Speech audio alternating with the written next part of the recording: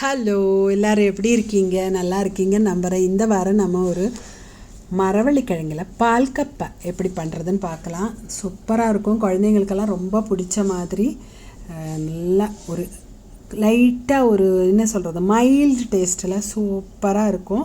இது மரவள்ளிக்கிழங்குலையும் பண்ணலாம், சர்க்கரை வள்ளிக்கிழங்குலையும் பண்ணலாம். சர்க்கரை வள்ளி இப்போ எல்லா கடையிலையும் கிடைக்கிது, அதனால் நீங்கள் அதிலே ஈஸியாக பண்ணிடலாம். இதுக்காக நான் இப்போ 1 கிலோ மரவள்ளிக்கிழங்கு எடுத்து க்ளீன் பண்ணி அடுப்பில் வச்சுருக்கேன். பாருங்கள், அது நல்லா வேகட்டும். வெந்து தண்ணி வடிகட்டி எடுத்துக்கலாம். அதுக்குள்ளே இதுக்காக ஒரு சட்னி அரைக்கணும். அதுக்கு 2 காரமாக இருக்கிற பச்சை மிளகுங்கிறதுனால 2 தான் எடுத்திருக்கேன். கூடவே ஒரு 5-6 சின்ன வெங்காயம், அப்புறம் ஒரு 4 பூண்டு, கூடவே கொஞ்சமாக கருவேப்பிலை, இதையும் போட்டு நல்லா இடித்து ஒரு சட்னி, இது சம்மந்தின்னு சொல்லுவோம் நாங்கள். நல்லா இடித்து எடுத்துக்கலாம். இடித்து எடுத்துட்டு நம்ம அதுக்குள்ளே மரவள்ளி வெந்துருச்சான்னு பார்த்துட்டு அது தண்ணி வடிகட்டி எடுக்கணும். பாருங்கள், இடித்தாச்சு, இருக்கட்டும். இனி நம்ம கிழங்கு பார்த்துடலாம். கிழங்கு எப்படி இருக்கு? தண்ணி வடித்து எடுத்தாச்சு. பாருங்கள், அடிகனமான ஒரு பாத்திரத்தில் ரெடி பண்ணிக்கோங்க.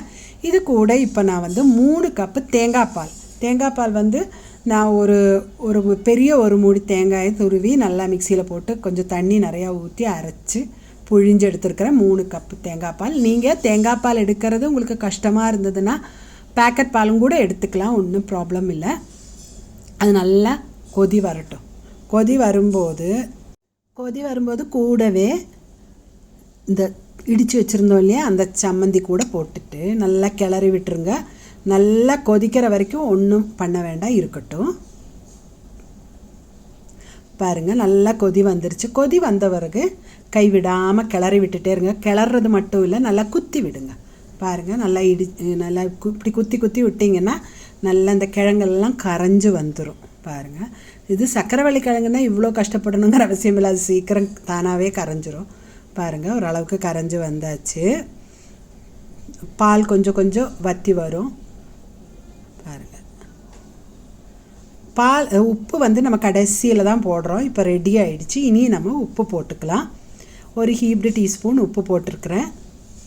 உப்பு போட்டுட்டு நல்லா கலக்கி விட்டுட்டு நல்லா அந்த உப்பு எல்லா பக்கமும் மிக்ஸ் ஆகிற வரைக்கும் பார்த்துட்டு அப்புறம் உப்பு கரெக்டாக இருக்கான்னு பார்க்கலாம்.